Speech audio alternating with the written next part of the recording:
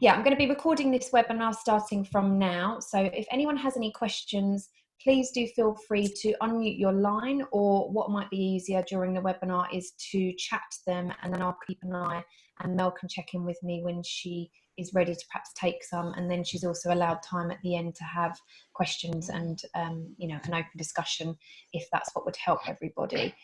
So I'm going to hand over to Mel. I think, Mel, your video's gone off. I can just see your M. I don't know if that's me that did that, or it's still here. There you go.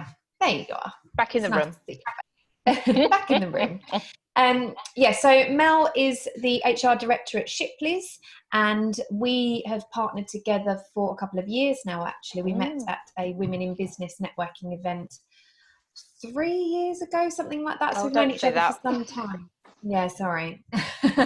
And you'll see Mel popping up an awful lot in the portal, because whenever you guys ask for support or questions on human resources or employment law or anything really where Mel can contribute and support you, that's what she will do, which is one of the fundamental roles of our partners, not only so that you can reach out to them if you need any services or supplies, etc., but also so that they can support you from within that portal.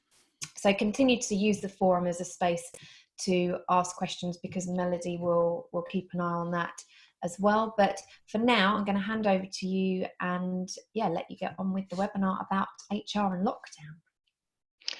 So morning. Some of you I think I've met online or at events in the past, and some of you I may not have done. So a very brief overview. I'm Mel. I'm the HR director at Shipleys. My role is predominantly to support our clients, whether that be our clients for the rest of the firm or just HR. It could be small, could you draft me a letter? It could be bigger. But Shipleys on a whole, we're an accountancy and audit firm. We work in the professional services sector. So we offer, as you can see on the slide, accountancy, audit, tax, payroll, and HR. And HR slots in quite well into that. So I provide advice to people like yourselves regularly who just need a quick 10-minute phone call, or who need a bit of support for a big project like redundancies or furloughing, as it has been recently. I've put my contact details on here. Any queries, any questions at any time, please do ask. And also, if going through this, if there's anything on a slide you want to ask about, I mean, I'm happy for you to just ask as we go, so please do.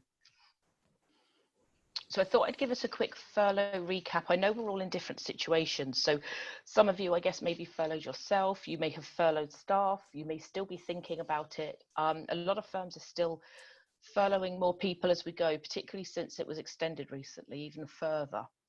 So just a little bit of a recap. Furlough is managed paid leave. There's a lot of people using phrases that are saying, you know, furlough people have left the business, they've gone.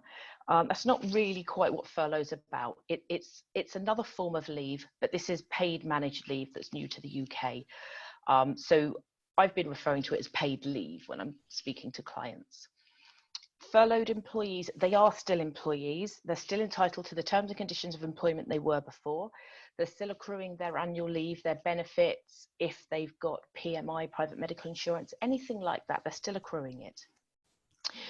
Employment and contract law will still apply to furloughed employees. After all, they're still employees. They haven't left the business, they're just on leave effectively, but a different type of leave. Furlough is a contract variation, so that's why in a lot of the furlough examples we've asked for people to sign the furlough agreement. Furlough didn't exist, so it wouldn't have really been in the contract of employment before, so it's just good housekeeping to have sent the letter to people saying, this is, you know, you'll be on furlough from this date, this is how your pay will be affected, and you'll return to work on the following dates. So then that brings us on to returning from furlough. As I said, this was the week we were looking at a lot of people starting to prepare to return. And as you know, everything is changing every week at the moment, or every day we're getting new information. So this slide is slightly less relevant now, because I suspect if you have got furloughed people, they may be furloughed for a little while longer. However, unless anything changes again, it stands. Whilst people are on furlough, we should still continue to communicate with them. They're probably anxious to know how their colleagues are, what's happening in the business, how bad is the situation with the business, or is it looking like it's okay? And they are still our colleagues after all. We should be writing to the employees stating when furlough ends. The date has now been extended, so I know we've done this before and then we've refurloughed people for some of our clients. But if you know when it's going to end, if you know when projects or your customer base or workload is starting back up, give them as much notice as we can. And the reason for being, one of the rules of furlough that they put in was that furloughed individuals were actually allowed to seek work elsewhere. So the 20% they may have lost on their wages, they could top that up. By getting a job, whether it be delivering or fruit picking, as the government would like, whatever that may be. So if we can give your furloughed people notice, let's give them as much notice as we can. But whatever you put on your furlough letter, and always refer to the terms and conditions of the contract, just to make sure you haven't got anything in there about notice periods or anything.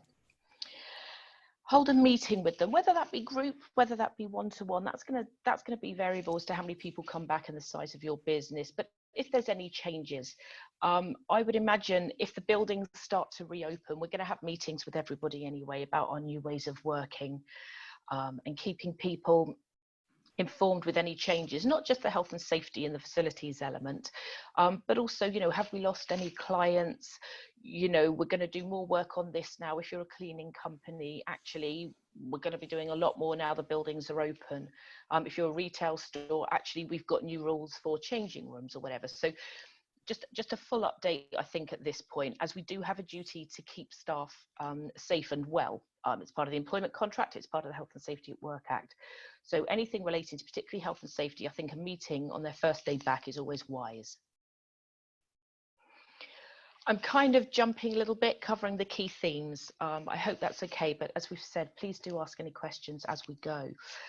Morale. I've put morale in for a reason. I think this is one of the danger zones. It's not something that we're getting on the 5 o'clock updates. It's not something the law is changing to tell us about. But actually, I think we have to be aware of both sides of the coin. It's been so very interesting. I'm probably involved with about 40 companies and they're furloughing at the moment. And what we have, it's really interesting. Those who have not been furloughed and are still working are working and doing the jobs, as I'm sure many of you are, of many colleagues and many people. So they're getting 100% of their wage, but probably doing a lot more work than normal and struggling a little bit. And then we sometimes have the furloughed employees who initially weren't particularly keen on being furloughed, but actually now they're able to, whether it be homeschooling, enjoy the sun, fix the garden, DIY, whatever it may be. We've actually seen a lot of the furloughed employees don't want to come back until they have to quite yet, as they are receiving 80% of their pay. And when furlough was first announced, it wasn't quite how we thought it would go. There's always exceptions to the rule. People are always different. But what's really interesting is what I'm seeing with clients is that actually the non-furloughed people, the people still working on 100% of their pay, are sometimes the ones that are feeling a little bit aggrieved that actually the furloughed employees are still getting 80% to be at home and they're only getting 20% more to work full time or however many hours they should be. So I guess it's understanding both sides to this, and particularly not forgetting our employees that haven't been furloughed. We talk a lot about keeping in contact with our furloughed employees. We talk a lot about, you know, how we can support, how we can help them, whether you've enhanced the package or not.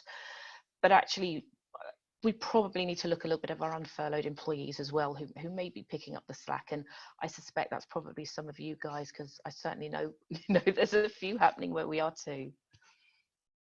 I'm not going to read every slide out. It's there for you. So leading on from morale, I thought I'd look at the change curve a little bit. I won't go into theory very much, but I think the point to this is everybody is different. Everybody has taken this massive change to the way we've worked. And in some people, they've been doing the same role for 20 or 30 years in the same way. And then all of a sudden, overnight nearly, they're working from home. Some, I know of some that didn't have laptops or didn't have broadband, and we've had to advise on how companies can support employees who just didn't have the equipment to enable them to work from home, and how we can support them through that. So the change curve, when COVID, I think we were first talking about it many months ago, I think there was an element there, you can see, of denial. You know, it's not going to hit us. Is it really coming? Then we hit the point where we think, oh, this is real. This is going to affect us. And then I think when changes start to be made, people do become angry, defensive. They're a bit, and obviously resistant to change. We see that a lot in our roles. People then start to let go a little bit and think, okay. And then we go through the anxiety, the uncertain, and the fear. Particularly now, people are anxious about their roles, whether they've got a role to come back to. And that the whole change curve, I think, just gives us a little understanding to people's reactions. Why people have responded the way they have. I'm sure. Hello. Hello. Sorry to call you. Oh, hello. Okay. I think somebody just took mute off by accident. And I think the change curve just gives us that understanding that not everybody is going to be going through it at the same time. And the other reason I've put the change curve in here is also because when we go back to the workplace, whether that be in the next few weeks or the next few months, we're going to go through the change curve again, because we won't be able to have the open kitchens we did, the changing rooms we did. We'll have to look at hot desking, more cleaning. Are we going to wipe down the photocopier every time we use it? Is there going to be the main stairwell going up and the fire exit stairwell coming down? All of these seminars, I'm sure the webinars you've attended where people have talked about health and safety and facilities, all of these combined are a massive change to the workplace. And I know you'll have some personalities that will say it doesn't affect us, and you're going to have the other personalities who are so anxious and concerned. And you guys, and as do I, we really have to tread that fine balance, don't we, of trying to keep everyone happy, understand everybody's point of view, but also try and acknowledge we've still got a job to do as best as we can. So I hope the change curve is of use to you. And I suspect we will regress back a couple of stages when we return to the office, because we're going back through that change and having to let go of the way we were working to the way we will. Mental and physical health. From what I can say, this is the week. This is the week for all of my clients where people are struggling mentally. I think we had a few people who were unsure and a bit anxious when the lockdown first happened. But on the whole, I think people thought they were safe in their own homes. Now we're talking about people going back to work, children going back to school, or maybe it's just been that the last 8 to 9 weeks they've been locked down and it's getting to them now. But it just seems to be this week, I've got virtually all of the clients are ringing up this week. It's mental health. And this is where people are really struggling. And it is Mental Health Awareness Week. Hopefully there's a lot of information out there. But if you do have private medical insurance or cash plans or any kind of policy, group income protection that gives you what's called an EAP, an employee assistance program, I'd recommend you do send that out to all of your employees. It will help with financial assistance advice. It will help with marital problems, financial problems, but it's free normally through any of these policies you may have as an add-on. And it's a free number. Your employees can just ring, and if they need any kind of counselling or support, they can gain that through them. And they find that really quite valuable, I think, as a benefit. And I know quite a lot of the firms we work with do also. And the most important thing I feel, particularly about mental and physical health, is that we're communicating with people. If they're off on furlough, obviously they can't work, but I'll be touching base. How are you? You know, if they're doing the garden, are we talking about the garden? How are the kids? And just making sure people still feel included and part of the organisation. And I think that sort of takes away any angst or any nervousness about the return to work that may be coming through. Leading us on to returning to work. I've put some questions and some points of thought down here. I mean, do your organisations have a flexible working policy or an agile policy? Are these permanent changes, or are these just for now? These are the kind of questions we're receiving already from people. Do you have an employee engagement or welfare strategy? Is there signposting for where people can get help? If you're thinking people do need a little bit more positivity or motivation, communication? Is it worth putting together an employee engagement strategy just to bring the team together? It could be something as simple as, you know, a short-term strategy to have a Friday. I'm sure a lot of you are doing this anyway because I've seen it on the forum, but just to have drinks on a Friday. I know one client, they do fancy dress every Friday, and all of their teams have to dress up, and they have a quick drink between 5 and 6, a catch up. I think they share funny videos of what the kids and the dogs have done over the week, and they all sit there in their homemade fancy dress costumes, and they're not supposed to order it off of Amazon. You know, it's make what you can with bits of loo roll and what's around the house. But I have to say, I've really enjoyed seeing the pictures from that client, and it's really made me laugh. And I think that comes down to your company culture. But keeping people informed, looking at engagement for those who may not necessarily be in the office yet, or they've just come back from furlough, or some may be in the office and some aren't, and it's a chance for everybody to get together. But I know the drinks and the Friday night competitions do enhance engagement, certainly. Are your employees again aware of the benefits that you do offer? Cycle to work schemes, that's another one. Obviously, what with this week's announcement, last week now, isn't it? We'd rather everybody was cycling or walking to work. We at Shipleys actually have seen a big increase in our cycle to work scheme. It was always there and popular before, but I think more people now wish to, and they've had 9 weeks at home where they probably thought they wished they had a bike to exercise. So our employee benefits, we are seeing more uptake now, as are many of our clients. And I guess it's, are you consistent with your policies? For example, sick pay and compassionate leave. COVID is going to exist for a while. If you're, you know, do you pay discretionary pay? Are you consistent? Are you fair? Do you know if people start returning to work, how is this going to work? If people need to self-isolate due to loved ones, just make sure your policies are consistent and fair, particularly before you all return to work. And there might be any anxiousness there, or there might be a time where one person says, well, you gave this to this person and now it's happened to me. Why are you not treating me the same? So I just thought I'd pop that in just to make sure what I would say is you're armed and dangerous with all the correct policies that you need. So the future workplace and returning to the office. I know you've had facilities webinars, so I fear I may overlap a little bit, but apologies if I do. I hope I haven't gone into anything like as much detail. But from the contract of employment point of view, we as employers, we have a duty to take reasonable care of employees' health and safety. So what does this mean? Can the employee refuse to work if they feel unsafe? There is no black and white answer to this. As an employer, we have an obligation to consult over health and safety with our employees. Are we asking them to do something unsafe? Are we asking for them to do something against government guidelines? Not that the guidelines actually provide that much clarity over everything. If the employee says they feel unsafe, we certainly need to be finding out a little bit more why. Is there something or a vulnerable person at home that would make them feel that way? I think the answer to this is just case by case, speak to the person and alleviate any concerns as best as we can. If they can't work from home and they're refusing to return to the office, this is tough because they've signed a contract and they do have an obligation to work.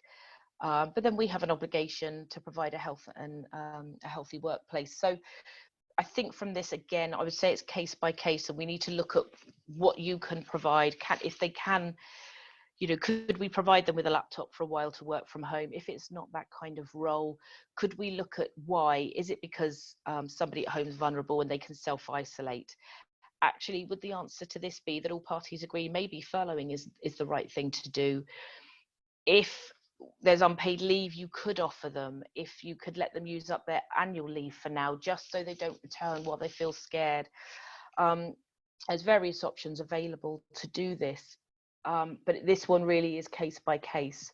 But I think it's best to try and find a solution. But ultimately, if they're refusing to come to work,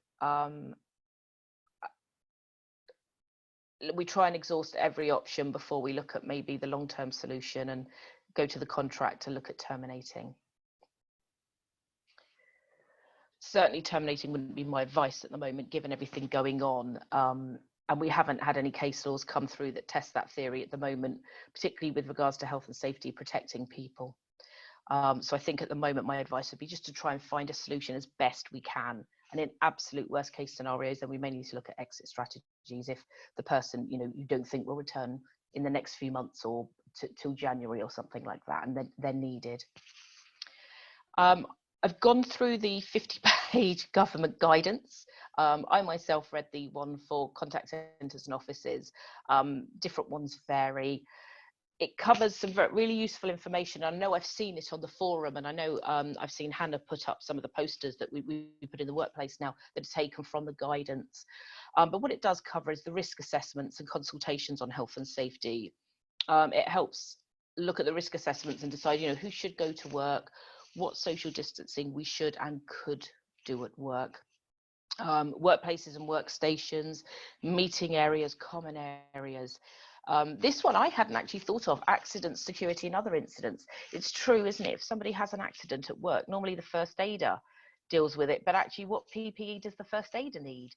And I have to say that one I hadn't thought of until I read the guidance. Managing customers, visitors and contractors. I know in our organisation, quite often we book meetings, but we have an office in the home counties in Surrey, and we're quite informal, where our clients may live locally, and they just come in and drop data or paperwork or whatever it may be to us. And if the accountant or the professional they're looking to speak to is in the building, they might have a cup of tea and say hello.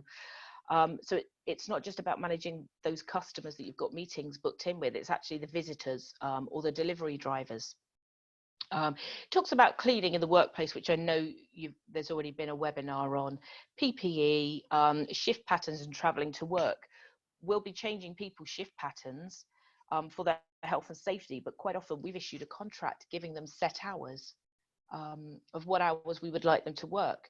So is it a contractual change actually to vary their shift patterns, and do we just want to get a contract variation letter out to employees that says over the next 6 months shift patterns will vary? If you confirm, sign to say you're happy with this, a majority of people will be. It's for their own benefit and their own safety, but actually you've got a contract with them saying you work 8 till 4 or whatever the contract may be. So it's a little bit about contract variations and just to sort of cover you as the employer really in doing the right thing. And inbound and outbound goods and deliveries, that's another one I myself didn't think of. So redundancies, redundancy law still applies. It hasn't been changed. A fair redundancy procedure must be followed. Is online fair? It's the best we can do at the moment, and it's safer than bringing people in for meetings. We do have a legal obligation to consult and inform. It doesn't say that has to be face-to-face, but I know certainly at the moment the law firms that we work with are just looking into sort of more detailed advice really on the consultation element of a redundancy hearing. I think having them online, we certainly need to train the managers and look at the managers who are holding these meetings a little bit more. I think we may need to provide additional meetings if we need to. For some reason, online people don't necessarily come up with the questions they would if they were face to face. And I think online it feels more formal and people are more anxious than face to face, where you can make them tea or give them a glass of water. They can see you smile and engage and empathize with them.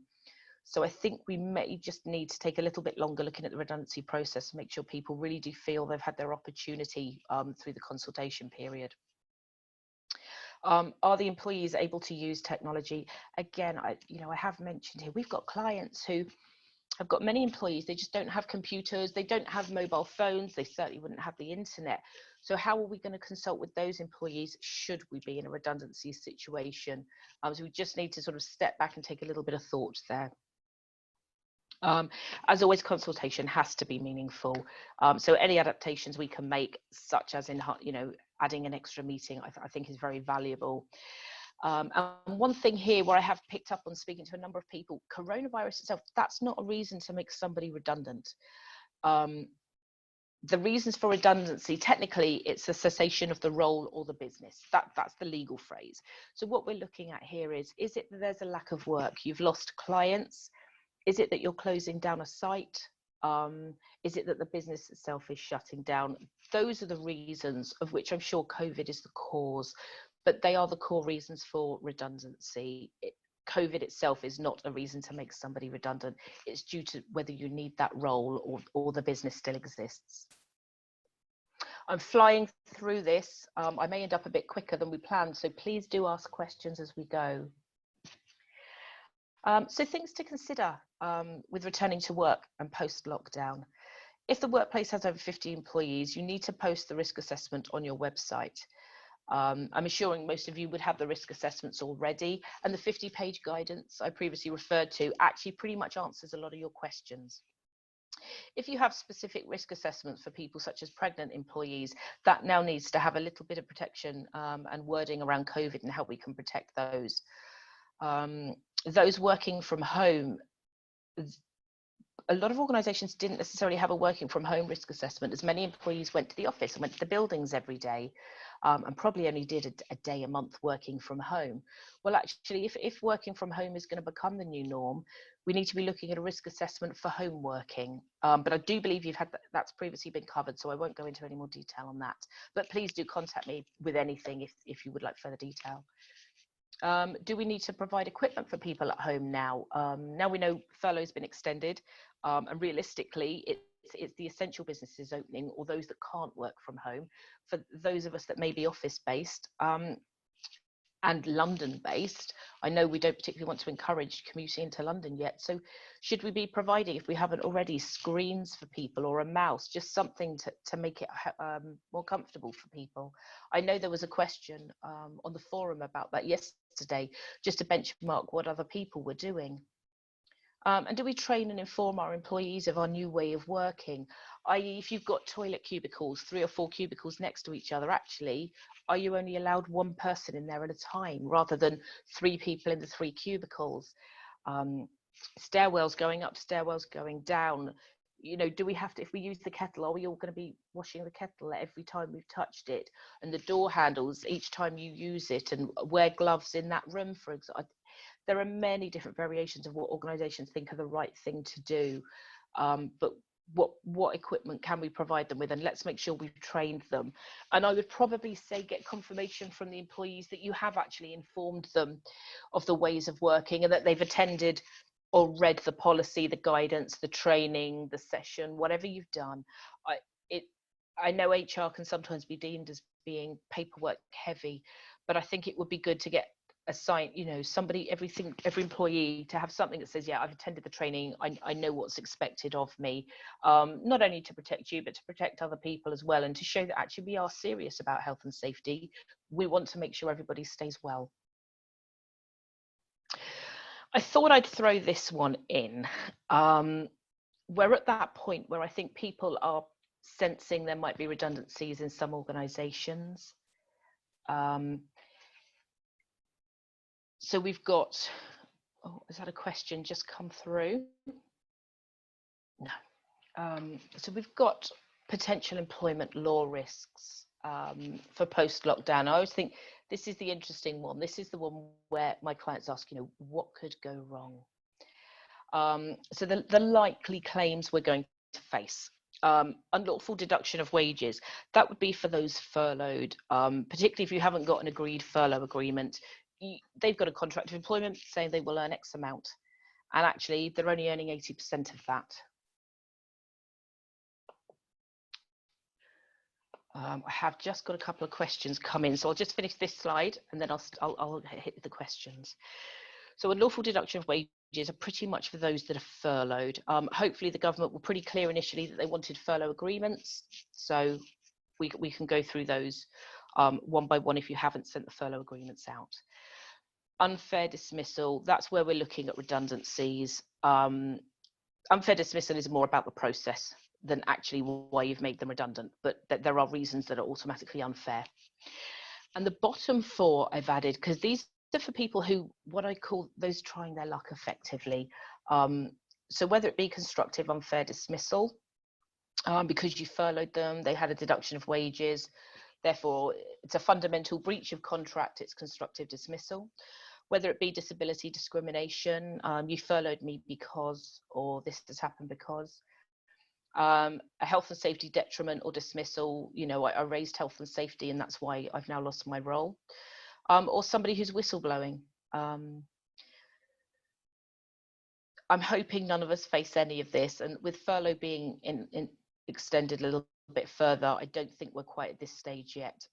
But I know we have had a few queries from clients about people asking if they've been furloughed related to discrimination, for example, and actually we've been able to demonstrate it's everybody at that level. Let me just look at the question.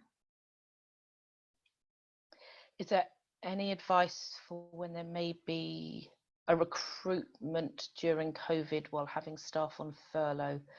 And should furlough staff be made redundant? What would the employee's position be whilst in probation? Should redundancies take place? I think that's 3 questions there. So let's go through the. Sorry, Hannah. Oh, I can't hear you, Hannah.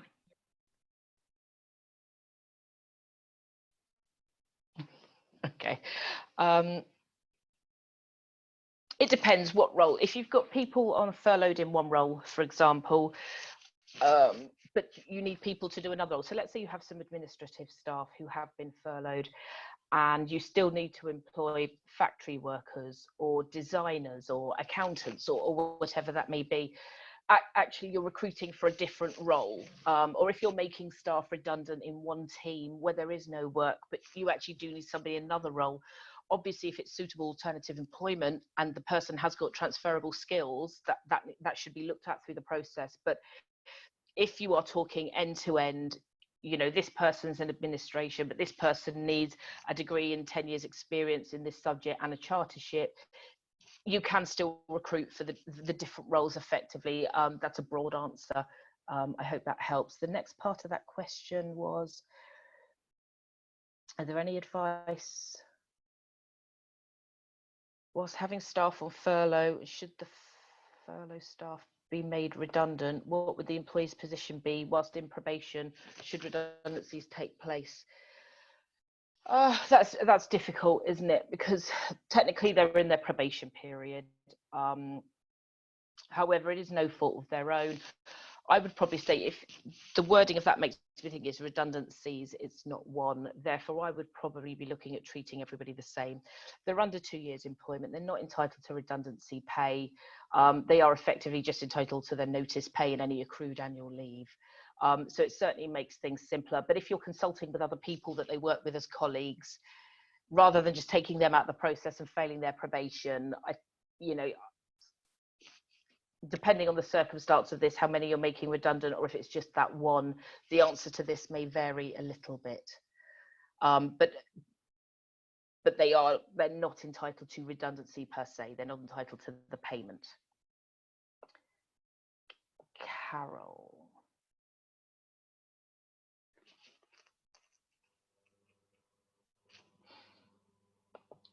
Let's have a look. I've been asked to buy a desk and a chair for someone work from home. They're usually a field worker and don't live within the area. Yes, I think you can. I think that's fair. If they can claim that back, certainly I would be looking at that as an option. If you're happy to pay for it, it's on the situation, isn't it? How do they need it? How long are they going to be working at home for? And it all depends a little bit on your business plans, doesn't it? Let's drop that down. Okay. What about reduction in salaries for staff working with reduced hours while staff on furlough? Should there be a variation of JD's tasked to have gone with the contract variation? Same role. If they're doing the same role, the job description should still be the same, as should the tasks. Effectively, they've cut from, I would guess, full-time to part-time, or they've had a reduction in hours worked. So therefore, the role they're doing, by all accounts, I think would be the same. If you've reduced their role, if you've reduced their hours and given them a different role, then yeah, we probably should update what their role is and what our expectations are.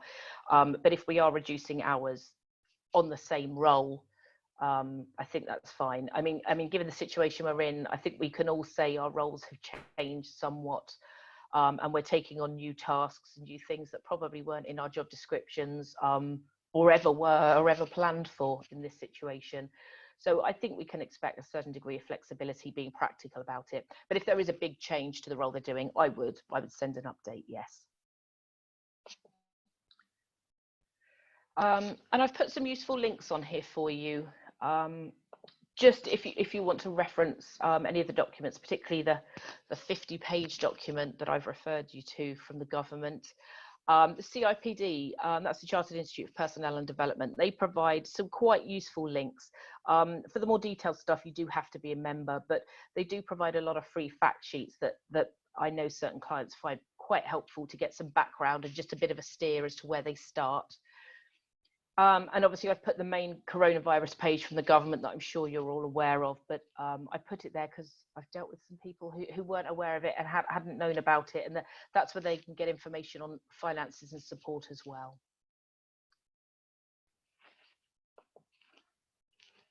So any questions? Sorry, I'm about 5 minutes short. I flew through that. No, you're fine. You're fine. Can you hear me now? I can, yes. Good. Mel and I were saying before we open this up, I got a new computer. Mel got a new computer this week, and I got a new microphone so that I can do more webinars. And I've done a few podcasts and things lately, and my microphone stopped working, so that's helpful. And yeah, it was yours and not mine then, though. Yes, good job it was mine. Mine going wrong is fine. So yeah, thank you so much, Matt. I think that's been really helpful and covered a lot of ground. But, it has, you know, sorry. Sorry. No. I think it's been, personally for me, I think it's been perfect. It's shown an awful lot that I didn't know in terms of the HR situation in relation to COVID. So has anyone else got any other questions that they want to chat? You can chat them to me privately if you want to, and I can read them out so that it can be anonymous. Or feel free to unmute your microphones and ask. And if not, whilst I'm giving you a chance to do that, if there are any questions, then if not, as I said at the start, Mel is very active in the portal. You'd have heard that throughout the presentation. She sees what goes on in the portal and responds, you know, where she can, not just about COVID. She's been in there for a couple of years responding to your queries and, you know, anything HR related about courses and all sorts of other things that you might want support with. So feel free to raise those and continue to raise those at any time. Please, I'm happy to answer, yeah. Thank you. Any other questions from anybody? It was too much, too many different areas, isn't it? But there's a lot to think about, isn't there? Leanne's asked one. Okay. Are furlough employees allowed to undertake any kind of non-money making tasks during furlough? Non-money making for the organisation, I assume that means, so it sounds like they're a fee earner. No, they're not. The only tasks an employee is allowed to undertake for the business whilst on furlough are what we call statutory tasks. So normally that's the director of the business who has to fill in the accounts or the VAT returns every year, but that's the only thing they're allowed to do for the business that has furloughed them. Yeah, no admin or anything, is it? I read the other day. No, it's nothing except statutory tasks. Yes. Yeah. Okay. Hopefully that helps Leanne and anyone else that was wondering that. And there is actually a hotline where you can grass your employer up if they're asking you to do anything now, and that's being advertised. So just be aware of that. Good, yeah. I would furlough myself, but I wouldn't be able to stop working, so I can't. No, it's a shame. It's difficult, isn't it? It really is. Okay. Yeah. I like that. You can grass people up. Any other questions at all from anybody? Any comments or anything you want to go over again? I mean, my details are there, and I'm always happy to provide. If it's a quick query, just please do email me or call or text. I was going to enjoy the sun this afternoon, but any other time, please do just ring, text, email. And if it's a quick query, I'll always get back. I'm happy to help. So Julie has asked, the company has asked all staff that weren't furloughed to take a 20% pay cut, even though no change in hours. Is that fair? Depending how it's done, it can be, yes, potentially. Depending on the procedure they followed, yes. it can be. I'd need to see Okay, all the paperwork for that, but it can be done. And yeah, a lot have done that, because if it means ultimately, and I don't know if you're unionised or not, Julie, but if it means more people keep their jobs and it avoids redundancy, and it's the outcome of consultation, whether that be group or individual, then yes, it absolutely can be fair, although it doesn't feel it. Okay, Julie, that might be one you're more than welcome to take offline and chat to Mel about more. She said her contact details are there, so, and we'll share the slides as we always do in the portal and this recording on YouTube, so anyone that's had to drop off or joined a bit late or wants to catch up at any time, there'll be a copy of that there. Any other questions at all? No, okay. I think that's it then. Thank you so much, Mel. It's been fantastic. Really appreciate your time as always. Very welcome. And thank you. And hopefully you guys found that useful. Pleasure. And we will continue to do more of these, as you'll have seen on the portal this morning. Enjoy the bank Take holiday care, everyone. weekend. Enjoy the long weekend, everybody. Take care. Bye-bye. Bye.